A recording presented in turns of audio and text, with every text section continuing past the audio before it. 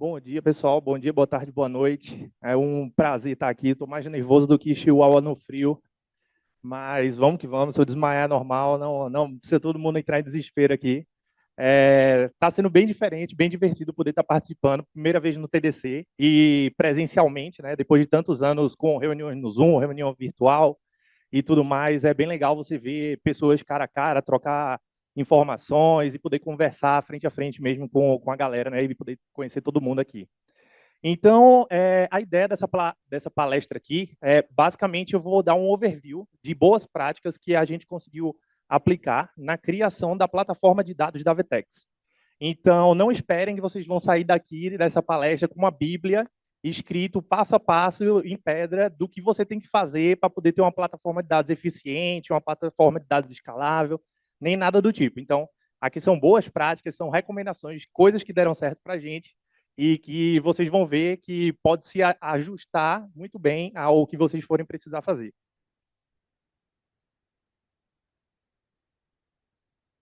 E me apresentando um pouquinho, eu sou cria do Centro de Informática da UFPE, sou formado em Engenharia da Computação, lá da turma de 2009, mais ou menos, tem tempo.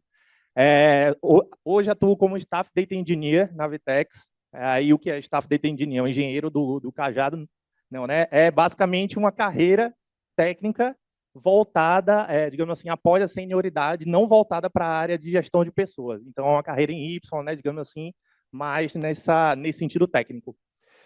Já trabalhei como cientista de dados, fazendo modelagem para reconhecimento facial e por aí vai. Trabalhei como analista. Enfim, já fui o famoso Data Unicorn, né? Aquele cara que faz tudo de ponta a ponta, mas foi na engenharia de dados que eu me encontrei, que eu achei coisas divertidas e que eu estou atuando nessa área aí até hoje.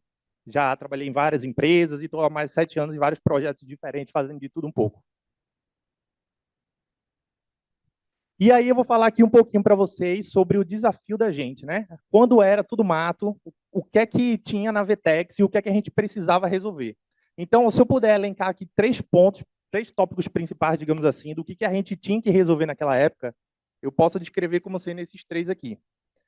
Então, vamos lá. Basicamente, a gente tinha esses 3 requisitos, né, por assim dizer, sendo o primeiro, como é que a gente cria uma plataforma de dados que seja expansível, né, também, mas que não seja, digamos assim, em relação ao custo linear. Então, a gente não quer uma plataforma que quanto mais ela cresça, mais ela gaste. Muito pelo contrário, né? E aí, como segundo ponto também, como é que a gente faz isso com um time extremamente novo e totalmente enxuto?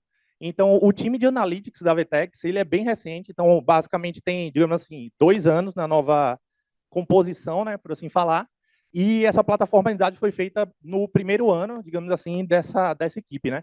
Então, assim, todo mundo novo, todo mundo recente na empresa, ou seja, pegar contexto da empresa para poder criar uma plataforma também era um desafio muito grande. E o terceiro ponto, um dos principais, que é como democratizar esses dados para todos os times, né? Isso daí é a famosa buzzwords que tem que ter em toda a apresentação para chamar a atenção. Então, como é que a gente faz para todos os outros times da Vetex poderem acessar os dados e terem autonomias para processar, enviar dados, consumir, criar produtos ao redor dessa plataforma de dados, né? E aí, mas aí, antes de falar um pouco, né, o que é o conceito de plataforma de dados para a gente da Vtex, cada empresa pode ter o seu conceito diferente, é o que eu vou falar um pouco da nossa ideia, né, a nossa ideia original. Então, basicamente, a plataforma de dados, a gente quer criar uma ferramenta completa que permita qualquer time ou usuário da Vtex mandar os dados, processar os dados, armazenar eles e poder consumir das diversas maneiras diferentes. E tudo isso voltado principalmente para processamento analítico, digamos assim. Ou seja, a gente quer reduzir o atrito entre o produtor do dado e o consumidor do dado, ou seja, as pessoas que são os tomadores de decisão. Como o Silvio falou, por exemplo, tomar uma decisão é uma questão de ignorância, né? Então, a gente quer reduzir isso, esse atrito, né? E tipo, dar mais informação para as pessoas que estão tomando decisões e por aí vai. Mostrando aqui um pouco do time da gente, vocês podem ver que é um time extremamente enxuto, o time que participou dessa fase inicial da plataforma, né? Hoje em dia a gente já cresceu muito mais. Beijo pro pessoal que deve estar assistindo. Então, basicamente, era um time composto por 7 pessoas, um Product Manager, um Engineering Manager e 5 Data Engineers. E aí você pode pensar, não tem a menor condição de você criar uma plataforma de dados com apenas 5 engenheiros de dados, digamos assim, né? Mas vocês vão ver o final dessa história. E aí, aqui eu vou comentar um pouco o que foi o nosso guia, que ajudou bastante a gente a chegar onde a gente está hoje. Um ponto principal aqui, eu vou passar por alguns pontos, né? Então, esse daqui eu acho que é o principal de todos que a gente tem. Então, sempre mantenha o seu contexto em mente. O que é essa questão do contexto? Tipo, eu tenho um budget alocado para a minha empresa, para o meu time, eu tenho um time alocado para o projeto, então eu sei a quantidade de pessoas que eu tenho disponíveis, eu sei o budget que eu tenho disponível para gastar naquele projeto. Então, sempre lembrar que, por exemplo, o que funciona para Big Techs, que tem milhares de, sei lá, pessoas de dados trabalhando ali junto de uma plataforma, pode não funcionar para você, que tem um time com 10, 15, 20 pessoas, e por aí vai, né? Então, é sempre importante manter o contexto em mente do seu momento. Então, tudo isso são variáveis que vão mudando ao longo do tempo. Então, hoje em dia, antigamente a VTEX tinha um contexto, hoje em dia ela tem outro contexto totalmente diferente, e você tem que se adaptar a isso, ter sempre isso em mente. Então, aqui, por exemplo, vou falar de um caso que foi para a escolha de uma ferramenta de mensageria dentro da nossa plataforma. Então, a gente trabalhava com o Kafka, a gente gosta bastante do Kafka, acho que ele é bem robusto, digamos assim, e tem um custo relativamente baixo para o que ele entrega, mas, em compensação, a gente tem um custo maior de engenharia. Então, a gente precisa ter mais gente para poder manter o Kafka, enquanto a gente iria economizar, digamos assim, no custo de infraestrutura, por assim dizer. E aí, em comparativo com o Kinesis, a gente já vê um caso contrário aqui. Então, a gente tem um menor custo de engenharia. Então, você pode subir um Kinesis para fazer isso de forma serverless, por exemplo, on demand agora. E não tem problema, assim, praticamente ninguém precisa estar lá gerenciando, você consegue criar alarmes, tudo automático. Mas, em compensação, o custo da infraestrutura é maior. Então, é tudo uma questão de trade-offs, né? Então, para o nosso contexto, levando em consideração aquele time que a gente tem e o budget que a gente tinha, a gente considerou que fosse mais vantagem escolher o Amazon Kinesis. Aí você fala, Diogo, mas aí nunca é para usar o Kafka, nunca é para usar o open source, nem nada do tipo. Lembrem, mantenham o contexto em mente e saibam adaptar as ferramentas ao que você está querendo estruturar naquele momento e ao que as cartas que você tem no jogo, né? Outro conceito que foi muito legal para a gente, que é o two-way doors, que eu não sei a tradução disso, mas praticamente pensa naquela porta, essas portas assim que abrem dos dois lados, né? O conceito de one-way door é tipo uma porta que só abre do lado. Então, escolher ferramentas que são one-way door, que é apenas uma ida, né? Quer dizer que você não vai conseguir voltar daquela sua decisão. Então, você vai ter que ir com aquilo e vai ter que ficar com aquilo indeterminavelmente ao longo do tempo, porque o custo para você trocar aquilo é muito alto ou até mesmo impossível, digamos assim, de você trocar aquela ferramenta. E são ferramentas só de ida, né? Quando você pensa em ferramentas de ida e vinda, você consegue pensar em ferramentas onde você consegue trocá-las, digamos assim. Então, sei lá, a gente teve esse caso pensando fazendo um comparativo entre Redshift ou um Athena da vida, ou um BigQuery da vida para um Data Warehouse. E aí a gente percebeu que, tipo, escolhendo coisas modulares, a gente sempre consegue, digamos assim, seguir por esse caminho de duas vias, né, de poder ir e voltar. E aí lembrem disso, que isso afeta bastante na tomada de decisão, porque você tem que escolher coisas de apenas uma via, por a penalidade ser maior, digamos assim, requer um time muito maior de pessoas para tomar a decisão e requer um tempo maior para tomar aquela decisão. Então, se você tem esse tempo, ok, não vejo problema. Mas se você quer balancear a questão de tempo e aceitação de risco, você consegue seguir por um caminho mais simples, digamos assim, ou de uma via só, e aí você que tem que determinar. Esse daqui é o Unknown Unknowns. Eu não sei a tradução disso também. Esse slide é quase um trava-língua aqui, mas vamos lá, vou tentar explicar para vocês aqui. Eu adoro escolher ferramenta nova. O pessoal que trabalha comigo acha que eu sou o maníaco do update. Que sai um lançamento hoje do negócio, eu estou lá fazendo update, fazendo upgrade, testando, não sei o quê, brincando, aparece uma coisa nova, eu já quero trocar tudo. Mas também não é assim, né? Eu acho que muita gente gosta disso também, de feature nova, ferramenta nova. Mas o principal ponto que você tem que ter quando você for escolher uma ferramenta para a sua plataforma de dados são as coisas desconhecidas que a gente desconhece. Aí você me pergunta, Diogo, o que é isso? Então vamos lá, passando aqui pela tabelinha, né? A gente tem, digamos assim, coisas que a gente sabe de verdade e coisas que a gente acha que a gente sabe, beleza? Então, ali naquele primeiro gráfico lá em cima, tem as coisas conhecidas que são conhecidas. Então, por exemplo, eu sei que Spark é muito bom para processar Big Data, e porque eu já trabalhei com isso, etc. e tal. Isso é tudo óbvio para mim. Tipo, eu sei do que é dito, digamos assim, né? E já trabalhei, etc. e tal. Então, é o caminho mais fácil de escolher. Aí tem as coisas conhecidas, as coisas que a gente... Cadê? Coisas que a gente não sabe que sabe. É complicado esse slide. Então, por exemplo, tem ferramentas que você escolhe que quando você vai utilizar, tem coisas que você já sabia e, tipo, é um bônus total ali no negócio. Então, sei lá, Jinja Template. Você sabe muito de Jinja Template, aí escolhe o Airflow, aí vê que tem Jinja Template lá. Você fica, oxe, ou seja, é um bom. Então, a parte de cima ali é tudo legalzinho, show de bola, né? Então, vamos descer uma linha. Então, no unknown são coisas que a gente sabe que não sabe. Então, vou usar um exemplo aqui. Eu não sei nada de DBT praticamente, mas eu sei que é uma ferramenta muito boa, tem suas aplicações, etc. e tal. Então, eu tenho noção da minha ignorância, por assim dizer, sobre aquela ferramenta que eu estou escolhendo. Então, eu consigo buscar informações, etc. e tal. Mas o maior perigoso de todos, que é isso que eu vou chegar agora, que é as coisas desconhecidas que eu não sei. E vocês têm que levar sempre isso em consideração. Então, você pesquisou uma ferramenta, achou ela sensacional, todo mundo está usando, Google está usando, Facebook está usando, enfim, Big Tech estão usando por aí, então é boa, né? Beleza, vamos usar. Só que você tem que saber que tem aquelas famosas pegadinhas, que durante que você está utilizando aquele negócio, você percebe que tem várias coisas que você não tinha a menor ideia que era daquele jeito. E aí, ou porque você não pesquisou muito, ou porque o pessoal não fala, e por aí vai. Então, lembrem sempre dos unknowns. Eu sei que é impossível você descobrir isso, né? As coisas que você não sabe, mas saibam que eles existem e sempre tentem minimizar esse risco. Outro ponto principal que a gente pode levar em consideração é definir métricas.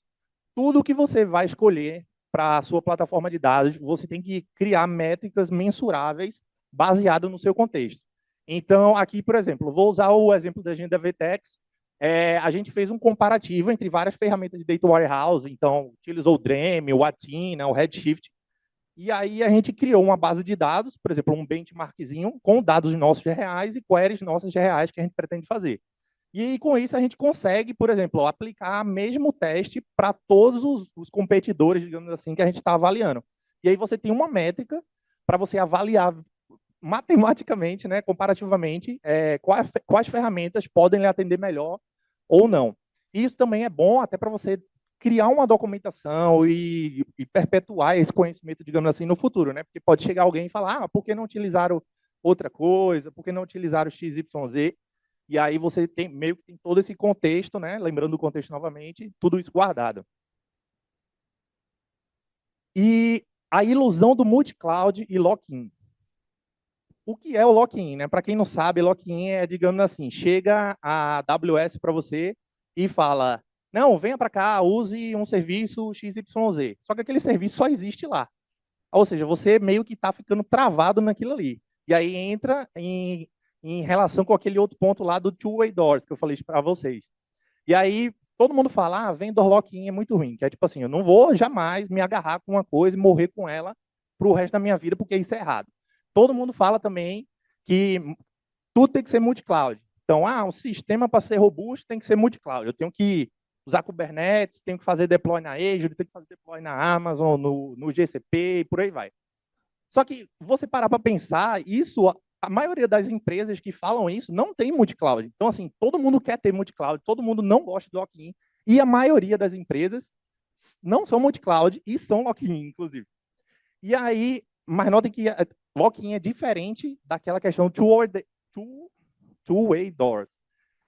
No caso de, por exemplo, a gente consegue trocar o Redshift pelo Athena, no caso de Data Warehouse na AWS. A gente está lock-in dentro da AWS, só que ainda tem um jeito de mover as peças lá dentro. Beleza? Então, essa é a ilusão, né? Todo mundo fala para não seguir por esse caminho, mas às vezes faz sentido, não só por questões de parceria, que você consegue ter várias parcerias com essas clouds, com a AWS e por aí vai, mas também questões de upgrades automáticos, enfim, todas as outras coisas que você tem. Então, por exemplo, a gente utiliza o Lambda e o Lambda apareceu uma feature lá de throttling. Então, pô, beleza, a gente só foi lá, trocou um número e acabou. Você ganhou um upgrade assim monstruoso na nossa arquitetura. Então, não é o bicho-papão, né? Seguir por esse caminho. E lembrando também, né, que tudo é sobre trade-offs. Então, sempre coloque numa planilha todas aquelas métricas que você gerou antes, todos os pontos positivos, todos os pontos negativos das ferramentas que você quer utilizar. Faça uma análise disso e a barra que você vai utilizar para decidir isso é sempre o seu contexto. Então, leve em consideração o seu contexto, não vá pelo é o mais barato, é o mais fácil, porque Big Tech usa, etc. e tal. Não faça isso, siga o seu contexto. Então, aqui, por exemplo, um comparativo, né? Quando a gente estava comparando o Amazon Redshift com a Tina, então a gente tem ali a questão de escalabilidade, o Redshift é com máquinas, não é, digamos assim, serverless, diferente do Athena. Agora tem o Redshift serverless também, mas a gente não utiliza. Então isso aí está um pouquinho antigo. A questão do catálogo de dados, o Redshift utiliza o próprio catálogo de dados dele e o Athena o Glue Catalog. Mas no Redshift, em compensação, a gente consegue criar funções customizadas lá, as famosas UDFs, enquanto no Athena ainda não, né? Que eu saiba, talvez tenham lançado. Então, aí vocês podem ver aí, tipo, fica até complicado. Se você for pensar assim, não, vou escolher serverless para não ter trabalho na minha vida. Então, eu iria pelo Athena, mas se você tem gente suficiente, digamos assim, para cuidar do Redshift e o Redshift não dá tanto trabalho assim, vocês vão começar a ponderar, digamos assim, esse sim e não de forma diferente. E outro ponto importante também é lembrar de otimizar globalmente. No mundo ideal, a gente teria 1 milhão de ferramentas para 1 milhão de problemas. Então, a gente pode escolher várias ferramentas que são extremamente melhores para resolver um problema específico, mas que não são tão boas de forma generalista, ou a gente pode escolher ferramentas que sejam generalistas. Então, sei lá, você tem uma ferramenta que resolve série temporal extremamente bem, mas também só serve para série temporal. Enquanto você tem outra que é mais ou menos, que funciona para série temporal, funciona para batch, funciona para streaming, qualquer coisa que você queira armazenar lá, faz sentido. Então, tente sempre otimizar globalmente e adotar coisas que façam contexto ao que você já está implementado. Não tente colocar pecinhas lá que vão ficar totalmente isoladas da sinergia da sua arquitetura. Né? E esse daqui eu acho um dos mais importantes, manter simples. Então, isso daqui a gente vê claro. Então, por exemplo, Python, vamos lá.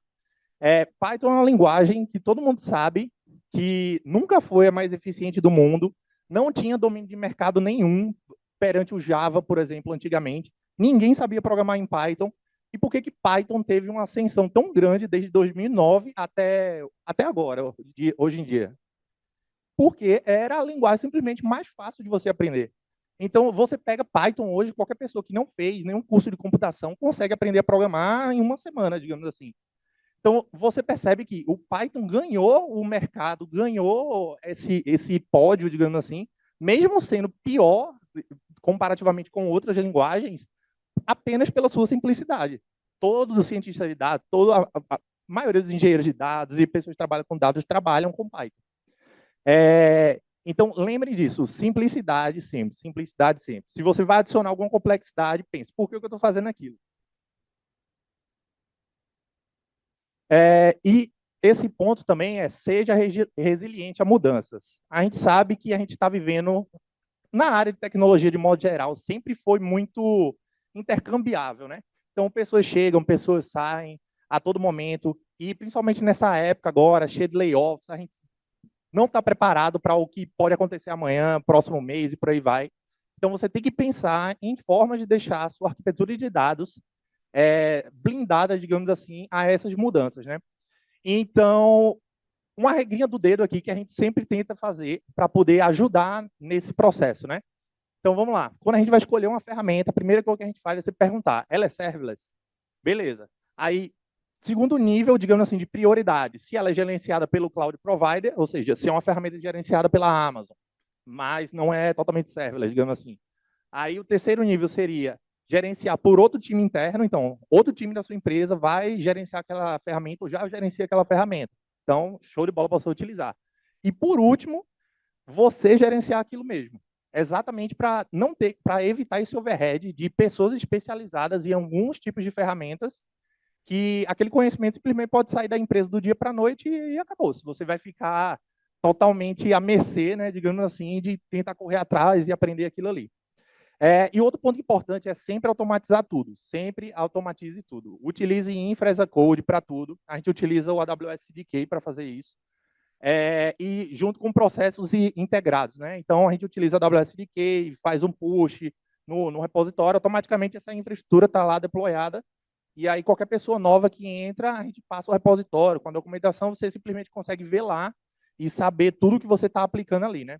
E sempre lembrem de boas práticas de código, né? Então, pair programming, colocar duas pessoas para trabalhar junto, mesmo que isso deixe mais lento um projeto, mas é muito importante para você evitar silos de conhecimento dentro da sua própria equipe e permitir o onboarding mais fácil de outras pessoas no seu time, né?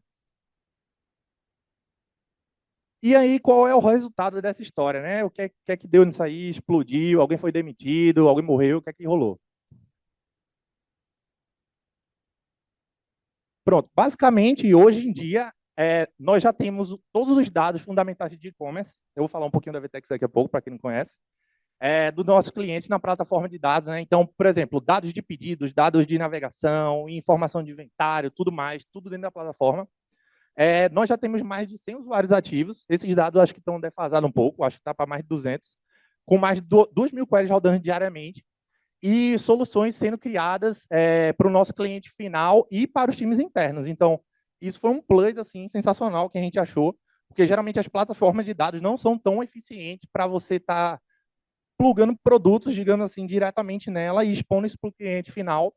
E a gente conseguiu fazer isso com essa plataforma que a gente fez, além de atender também todas as necessidades dos outros times internos da VTEX. Aqui mostrando um pouco, né, da arquitetura da gente, vocês podem ver que a maioria das coisas é tudo AWS, porque a gente tenta manter aquela questão, não é, não, vamos se abraçar com lock-in, a gente é doido também. De jeito maneira, mas, por exemplo, a gente utilizar o CDK, manter tudo integrado, com integração funcionando, a maioria das coisas são serverless que a gente utiliza. Então, basicamente, não vou descrever ela toda, né? Mas vocês podem ver também que a gente não é nada by the book com coisa, a gente leva em consideração o contexto. Então, a gente contratou o Astronomer para ser o nosso Airflow. Aí você pode perguntar, por que vocês não utilizaram o MWA da AWS? Também é serverless e tal. Por diversos motivos que não convém o caso, mas para o nosso contexto fez muito mais sentido a gente utilizar o Astronomer, por questão de trabalho enfim, manutenção do sistema. Como também a gente contrata outros providers que são considerados caros, digamos assim. Acho que todo mundo já deve ter ouvido isso, que tipo, Databricks é muito bom, mas é muito caro. Jamais vou contratar isso para mim. Só que aí, levando em consideração, de novo, o nosso contexto, fez total sentido isso para a gente, né?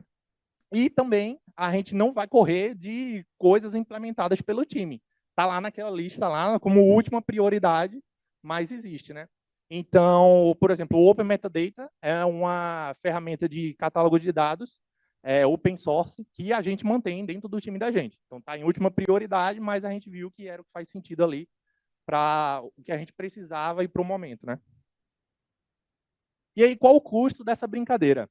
Vocês podem pensar que, tipo, não, os caras tacaram um monte de serverless ali, quanto mais vai utilizar, mais vai gastar, etc e tal. Muito pelo contrário.